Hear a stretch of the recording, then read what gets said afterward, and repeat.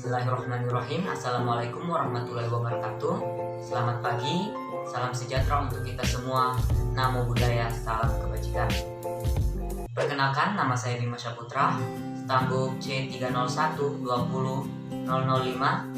Saya di sini akan mempresentasikan mengenai akuntansi perpajakan. Pembahasan kita pada hari ini yaitu mengenai tentang akuntansi, perpajakan, pembukuan atau pencatatan bagi wajib pajak, dan akuntansi perpajakan. Baiklah, ada beberapa definisi akuntansi. Satu diantaranya yaitu akuntansi menurut American Secretariat Association. Menurut mereka, akuntansi adalah proses mengidentifikasi, mengukur, dan melaporkan informasi ekonomi untuk memungkinkan adanya penilaian dan keputusan yang jelas dan tegas bagi pihak pemakai informasi. Ini berarti akuntansi merupakan proses yang terdiri dari identifikasi, pengukuran, dan pelaporan informasi ekonomi yang diharapkan berguna bagi penilaian dan pengambilan keputusan mengenai perusahaan yang bersangkutan. Untuk definisi akuntansi dalam arti luas adalah proses identifikasi, pengukuran, dan komunikasi dari informasi-informasi ekonomi untuk menghasilkan pertimbangan dan keputusan-keputusan dari pemakai informasi. Nah, jika dilihat dari segi prosedur, akuntansi adalah suatu teknik atau seni art untuk mencatat, menggolongkan, dan menyimpulkan transaksi-transaksi atau kejadian-kejadian yang mempunyai sifat keuangan dalam nilai mata uang serta menganalisis hasil dari teknik tersebut. Adapun siklus akuntansi yaitu 1. Menganalisis transaksi, 2. Jurnal, ketiga memposting, keempat neraca saldo sebelum penyesuaian, 5. Penyesuaian, keenam neraca saldo setelah penyesuaian, ketujuh menyiapkan laporan, 8. Jurnal penutup, 9. Neraca saldo setelah penutupan, 10. Jurnal pembalik. Selanjutnya, untuk laporan keuangan memiliki siklus mulai dari laporan laba rugi, laporan perubahan ekuitas, neraca, laporan arus kas, dan catatan atas laporan keuangan. Baiklah teman-teman, kita simak satu persatu dari siklus laporan keuangan tersebut. Baiklah, untuk laporan laba rugi adalah salah satu laporan keuangan yang harus dibuat oleh setiap perusahaan, karena ini yang menjadi acuan terkait kondisi finansial yang terjadi di saat itu. Tak hanya itu, laporan ini juga harus dibuat sedetail mungkin jika perusahaan tersebut adalah perusahaan besar atau multinasional.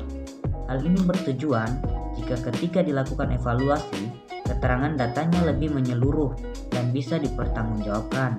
Laporan laba rugi adalah laporan finansial perusahaan yang dibuat oleh bidang keuangan tertentu. Isi dari laporan ini ialah data-data pendapatan sekaligus beban yang ditanggung oleh perusahaan. Biasanya, laporan ini dibuat untuk menjelaskan kondisi keuangan perusahaan pada periode tertentu. Maka dari itu, sebagian besar laporan dikerjakan pada akhir tahun atau akhir bulan, sesuai ketentuan di perusahaan tersebut. Dengan adanya laporan keuangan ini, pihak atasan bisa mengetahui kondisi finansial perusahaan yang terkini, sehingga laporan tersebut bisa dijadikan sebagai dasar evaluasi untuk langkah kebijakan selanjutnya. Dari kesimpulan ini bisa dinyatakan kalau laporan keuangan ini harus dibuat dengan baik. Jika ada kesalahan dalam penulisan angka, tentu arah kebijakan ke depan juga salah, karena bisa jadi kerugian lebih banyak dibandingkan keuntungan yang diraih perusahaan. Berikutnya yaitu laporan perubahan ekuitas. Laporan ini menunjukkan perubahan ekuitas pemilik yang terjadi selama periode waktu tertentu, dengan tujuannya yaitu untuk memberi laporan mengenai perubahan modal kerja atau membuat ikhtisar dari investasi dan dana yang dihasilkan di dalam suatu periode serta aktiva pembayaran. Beberapa hal yang ada pada laporan perubahan ekuitas yaitu rekonsiliasi antara nilai tercatat pada masing-masing modal saham, agio, serta cadangan di awal sampai akhir periode yang secara terpisah mengungkap perubahan. Berikutnya yaitu saldo akumulasi antara rugi dan laba di awal ekuitas periode serta perubahannya, ataupun transaksi modal antar pemilik serta distribusi pada pemilik. Selanjutnya merupakan pengaruh kumulatif beban serta pendapatan, kerugian dan keuntungan serta jumlahnya yang berdasar pada PSAK terkait yang diakui langsung di dalamnya. Berikutnya yaitu neraca. Informasi yang menyajikan aset, kewajiban ekuitas suatu entitas pada tanggal tertentu. Neraca adalah istilah yang sangat sering dipakai dalam penyajian laporan keuangan. Neraca adalah laporan keuangan yang menyajikan jumlah aset, kewajiban atau utang dan ekuitas atau modal perusahaan pada periode waktu tertentu. Neraca adalah nama lain dari balance sheet. Balance sheet bisa memberikan gambaran tentang profil lengkap perusahaan dari sisi keuangan.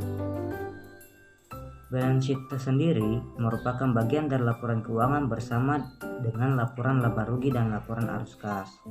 Kegagalan suatu perusahaan dalam menyusun dan menyajikan neraca keuangannya dapat berimbas pada kegagalan seluruh manajemen perusahaan, terutama dalam keputusan pengambilan kebijakan. Ini lantaran balance sheet atau neraca adalah sumber informasi penting kondisi keuangan perusahaan. Contohnya, neraca memberikan gambaran jumlah aset dibandingkan jumlah utang. Dalam neraca, kondisi aset bisa diketahui apakah aset perusahaan berupa aset likuid atau sebaliknya. Secara umum, aset dalam balance adalah terbagi menjadi dua, yakni aset tetap dan aset lacak. Selanjutnya yaitu laporan arus kas. Setiap perusahaan memiliki laporan arus kas. Biasanya, laporan tersebut mencatat sejumlah transaksi yang terjadi, baik pengeluaran maupun pendapatan. Laporan ini biasanya disusun secara berurutan dan sistematis. Peran laporan keuangan dalam sebuah perusahaan sangat penting. Bisa dibilang, laporan ini memegang peranan vital dalam mendukung kemajuan sebuah perusahaan. Selain itu, ada manfaat lainnya yang bisa didapat dari adanya laporan tersebut. Manfaatnya tidak hanya untuk memberikan informasi terkait kondisi perusahaan, masih banyak manfaat yang bisa didapat melalui laporan arus kas. Contohnya seperti kita dapat melihat kemampuan perusahaan dalam aspek operasional.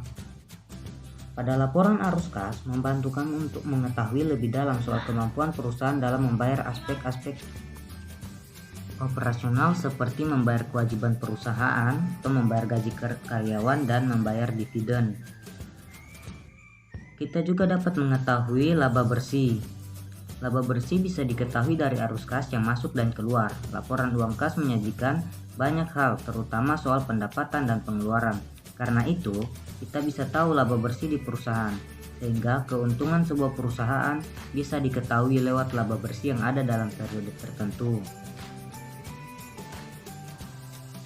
Tujuan untuk laporan pembuatan arus kas yaitu dapat menginformasikan pendapatan dan pengeluaran. Laporan uang kas disajikan sesuai dengan prinsip standar akuntansi keuangan. Laporan tersebut berisi pendapatan dan pengeluaran, serta untuk dasar dalam pengambilan keputusan.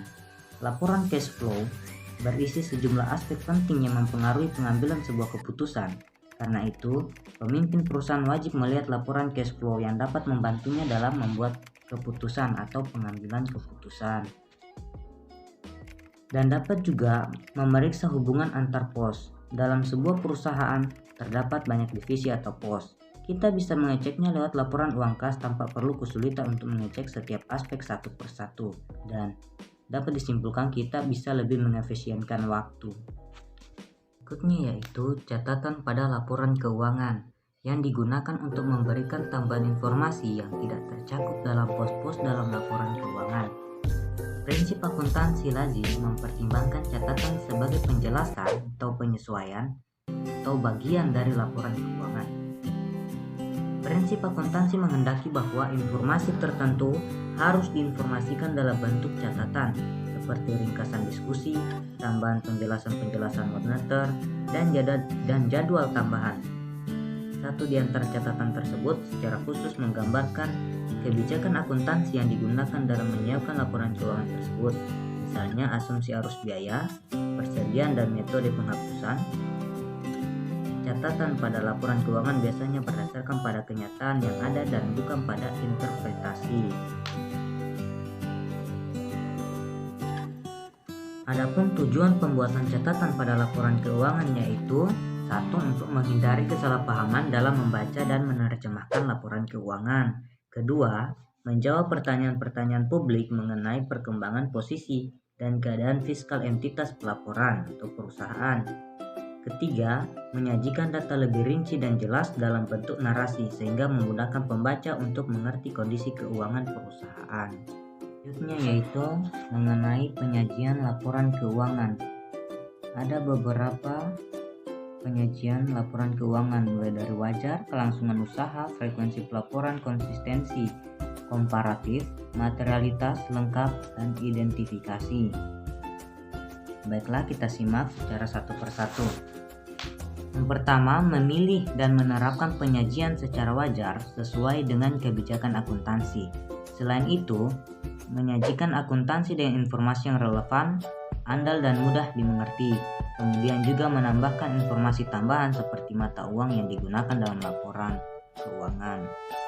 Selanjutnya, untuk kelangsungan usaha, laporan keuangan dapat menyatakan sebuah penilaian tentang kemampuan perusahaan untuk mempertahankan kelangsungan usahanya. Ketiga, yaitu frekuensi pelaporan. Setiap perusahaan diwajibkan menyajikan laporan keuangan per periode, yaitu tahunan. Dan untuk konsistensi penyajian, setiap penyajian laporan keuangan harus konsisten. Misal untuk aset di bawah 2 juta rupiah harus dibebankan dan tidak masuk ke dalam aset, begitu seterusnya. Selanjutnya, untuk penyajian informasi komparatif adalah merupakan salah satu karakteristik umum penyajian laporan keuangan yang harus diperhatikan perusahaan pada saat menyusun laporan keuangan, di mana ketentuan penyajian informasi komparatif tersebut harus sesuai dengan pengaturan dalam PSAK nomor 1 mengenai penyajian laporan keuangan. Selanjutnya, materialitas dalam penyusunan sebuah laporan keuangan terdapat batasan yang harus dipertimbangkan. Prinsip-prinsip akuntansi umum harus diikuti secara ketat untuk hal-hal material dalam pelaporan keuangan. Dan untuk proses identifikasi atau mengidentifikasi dan mengklasifikasikan karakteristik entitas dan kebutuhan laporan keuangan dari pengguna laporan. Setelah kita selesai membahas tentang akuntansi, selanjutnya kita akan membahas tentang perpajakan. Untuk membahas tentang perpajakan, yang kita ketahui bahwa ini mengenai tentang hak dan kewajiban bagi masyarakat di Indonesia pada khususnya pembahasan ini. Ya, sebelum jauh kita membahas tentang definisi pajak ataupun jenis-jenis pajak dan lain sebagainya, kita harus mengingat terlebih dahulu atau kita flashback ke belakang ya, mengenai perkataan salah satu presiden Amerika yaitu John F. Kennedy mengatakan, jangan tanyakan apa yang negara berikan kepadamu, tetapi tanyakan apa yang kamu akan berikan kepada negara. Ada beberapa para ahli yang menjelaskan tentang definisi pajak. Namun, bisa kita simpulkan bersama, pajak yaitu dipungut berdasarkan undang-undang, tidak menunjukkan adanya kontraprestasi, dipungut negara baik pemerintah pusat ataupun pemerintah daerah, diperuntukkan pengeluaran pemerintah untuk public investment, dan mempunyai tujuan lain atau reguler. Sementara jenis-jenis pajak bisa kita lihat dari menurut sifatnya, menurut sasaran objek, menurut pemungutnya. Ya, untuk menurut sifatnya sendiri ada terbagi dua, yaitu pajak langsung dan pajak tidak langsung. Untuk menurut sasaran atau objek, yaitu pajak subjektif dan pajak objektif. Menurut pemungutnya, yaitu pajak pusat dan pajak daerah. Terperjelas kembali menurut sifat dari pajak tersebut, yaitu pajak langsung dan pajak tidak langsung. Pajak langsung yaitu pajak yang pembebanannya tidak dapat dilimpahkan oleh pihak lain dan menjadi beban langsung wajib pajak yang bersangkutan. Contohnya yaitu pajak penghasilan. Sekedar pemberitahuan teman-teman, untuk pajak penghasilan di Indonesia ini tidak relatif tinggi. Ya, dibanding dengan negara-negara di Eropa yang berpenghasilan tinggi, secara otomatis pajak penghasilan negaranya juga tinggi. Untuk pajak tidak langsung sendiri yaitu pajak yang pembebanannya dapat dilimpahkan kepada pihak lain. Contohnya pajak pertambahan nilai, pajak penjualan barang mewah atau yang biasa kita kenal dengan PPNBM. Kemudian pajak jika dilihat dari sasaran atau objeknya itu juga terbagi menjadi dua, yaitu secara subjektif dan secara objektif.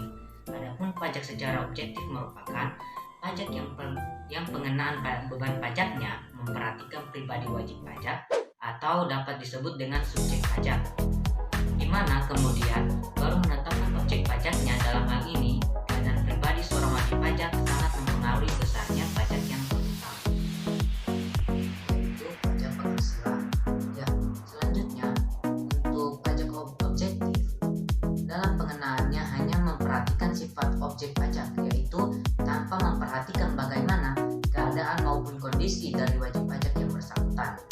Pajak objektif dikenakan pada setiap warga negara jika penghasilan yang dimiliki telah memenuhi syarat yang sesuai dengan peraturan dan ketentuan yang berlaku.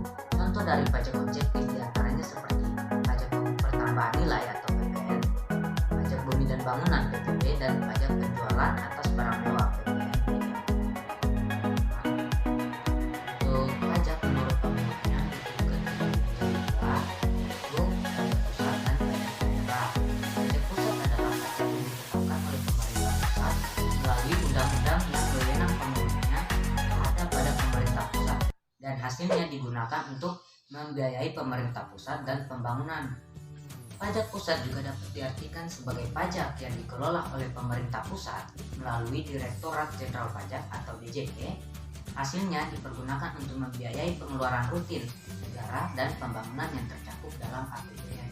Untuk pajak daerah, yaitu berdasarkan Undang-Undang Pajak Daerah dan Retribusi Daerah atau PDRT, pajak daerah adalah kontribusi wajib kepada daerah yang terutang oleh orang pribadi atau badan yang bersifat memaksa berdasarkan undang-undang dengan tidak mendapatkan imbalan secara langsung dan digunakan untuk keperluan daerah bagi sebesar-besarnya kemakmuran rakyat. Hal ini berarti wewenang pemungutan pajak daerah berada pada pemerintah daerah dan hasilnya digunakan untuk membiayai pemerintah daerah yang terakumulasi dalam pendapatan asli daerah atau PAD dalam APBD. Kita akan membahas tentang pembukuan atau pencatatan wajib pajak. Ada 3 subpokok bagian yang akan kita bahas, yaitu pengertian pembukuan atau pencatatan, kedua kewajiban pembukuan, ketiga kewajiban pencatatan. Untuk pengertian dari pembukuan atau pencatatan bisa teman-teman lihat sendiri dengan berdasar pada Undang-Undang KUP nomor 16 tahun 2009 pasal 1 angka 29 mengenai pembukuan. Dan untuk pencatatan sendiri menurut Undang-Undang KUP nomor 16 tahun 2009 pasal 1. Ya teman-teman, untuk pihak-pihak yang wajib pajak yaitu bisa kita lihat bersama orang pribadi yang melakukan kegiatan usaha atau pekerjaan bebas dengan peredaran bruto dalam 1 tahun kurang dari 4,8 miliar. Ia akan melakukan pencatatan dan pembukuan. Selanjutnya, orang pribadi yang melakukan kegiatan usaha, kegiatan atau usaha atau pekerjaan bebas sesuai Undang-Undang Perpajakan dapat menghitung penghasilan neto dengan menggunakan norma penghitungan penghasilan neto. Dia melakukan pencatatan.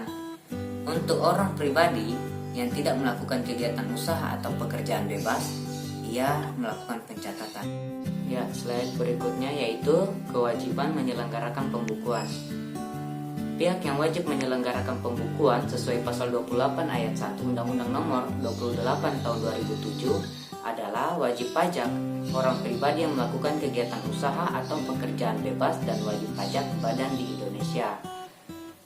Ya, untuk orang pribadi yang melakukan kegiatan usaha atau pekerjaan bebas yang memiliki peredaran bruto sebesar 4,8 miliar dalam 1 tahun itu juga termasuk. Dan selanjutnya, pembukuan harus dilakukan dengan cara sistem yang lazim dipakai di Indonesia, misalnya sesuai standar akuntansi keuangan, kecuali peraturan perundang-undangan menentukan lain. Ya, slide selanjutnya yaitu pentingnya pembukuan untuk perpajakan. Ya, harus kita ketahui secara bersama, untuk informasi pembukuan diperlukan untuk menghitung pajak terhutang dan verifikasi serta pemeriksaan dan investigasi terhadap kebenaran penghitungan jumlah pajak utang tersebut. Nah, selanjutnya untuk mempermudah wajib pajak mengisi SPT dan mempermudah perhitungan penghasilan kena pajak, penyajian informasi tentang posisi finansial dan hasil usaha untuk bahan analisis atau pengambilan keputusan. Pembukuan merupakan hal yang sangat penting bagi perpajakan karena pembukuan adalah suatu proses pencatatan yang dilakukan secara teratur untuk mengumpulkan data dan informasi keuangan seperti harta, kewajiban, modal, penghasilan, dan biaya serta jumlah harga perolehan dan penyerahan barang atau jasa. Selanjutnya kita akan membahas mengenai materi akuntansi perpajakan. Ada 6 pokok bahasan yang akan kita bahas pada materi ini. Yang pertama, pendahuluan. Kedua, peranan akuntansi dalam sejarah perpajakan di Indonesia. Ketiga, konsep dasar akuntansi perpajakan. Keempat, siklus akuntansi perpajakan. Kelima, akun-akun akuntansi perpajakan. 6. Pentingnya akuntansi perpajakan. Selanjutnya yaitu pendahuluan. Ada 5 bahasan yang akan kita lihat, kita simak nantinya, yaitu mengenai akuntansi versus pajak. Kedua, perbedaan orientasi pelaporan. Ketiga, perbandingan SPT tahunan PPH Badan Laporan Keuangan Komersial. Keempat, ciri kualitatif laporan keuangan pajak. 5. Pengertian akuntansi perpajakan. Berikut ini mengenai pengimplementasian akuntansi, yaitu sistem informasi yang menghasilkan laporan kepada pihak-pihak yang berkepentingan mengenai aktivitas ekonomi dan kondisi perusahaan. Pihak-pihak ini baik pihak eksternal maupun internal. Untuk pajak, yaitu iuran rakyat kepada kas negara berdasarkan undang-undang yang dapat dipaksakan karena bersifat wajib, yang tidak mendapat jasa timbal balik atau kontraprestasi, yang langsung dapat ditunjukkan digunakan untuk membayar pengeluaran umum. Teman-teman bisa lihat bagan antara perbedaan akuntansi dan pajak, mulai dari PSAK akuntansi, dan untuk pajak dia diawali oleh undang-undang. Perlu kita pahami bersama, yaitu perbedaan orientasi pelaporan. Laporan keuangan akuntansi atau komersial disusun untuk kepentingan pemakai laporan berhubungan dengan kinerja perusahaan, membaik ataupun memburuk. Dan untuk pajak berkepentingan dengan satu atau beberapa unsur dalam laporan keuangan yang dilaporkan dalam surat pemberitahuan pajak terutang atau SPT, meliputi laba tahun berjalan untuk penghitungan pajak penghasilan, distribusi laba untuk penghitungan pajak atas dividen, peredaran usaha untuk PPN atau PPNBM, pengeluaran untuk karyawan dan pembelian jasa lain untuk penghitungan potongan pajak penghasilan. Ini merupakan perbandingan SPT tahunan PPH, Badan dan laporan keuangan komersial. Bisa teman-teman simak sendiri ya. Keuangan pajak memiliki ciri kualitatif, diantaranya yaitu dapat dipahami oleh petugas atau pemeriksa pajak. Kedua, sensitivitas informasi bukan materialitas. Ketiga, laporan keuangan fiskal disajikan secara jujur dengan itikat baik. Substansi beban yang dapat dikurangkan dari penghasilan bruto adalah beban untuk mendapatkan, menagih, dan menerima penghasilan yang merupakan objek pajak yang dihitung dari penghasilan neto. Teman, kita juga perlu mengetahui mengenai pengertian akuntansi perpajakan. Akuntansi perpajakan merupakan sistem informasi yang menyediakan laporan bagi para pihak pengambil keputusan atau stakeholder. Akuntansi mengikuti prinsip-prinsip akuntansi yang berlaku secara umum, yaitu standar akuntansi keuangan atau yang biasa kita kenal dengan SAK. Selanjutnya, untuk proses akuntansi dimulai adanya transaksi. Dengan adanya titik ketersinggungan akuntansi dan pajak ini, yaitu transaksi, maka perusahaan cenderung menerapkan akuntansi yang sudah sesuai dengan peraturan pajak atau disebut dengan istilah akuntansi perpajakan. Teman, ada sejarah perpajakan di Indonesia yang perlu kita ketahui secara bersama, yaitu pajak berfungsi sebagai pemasukan bagi keuangan penjajah yang pada saat itu dikenal dengan istilah upeti. Jumlah pajak terutang ditentukan dan sangat besar pada masa penjajahan Belanda.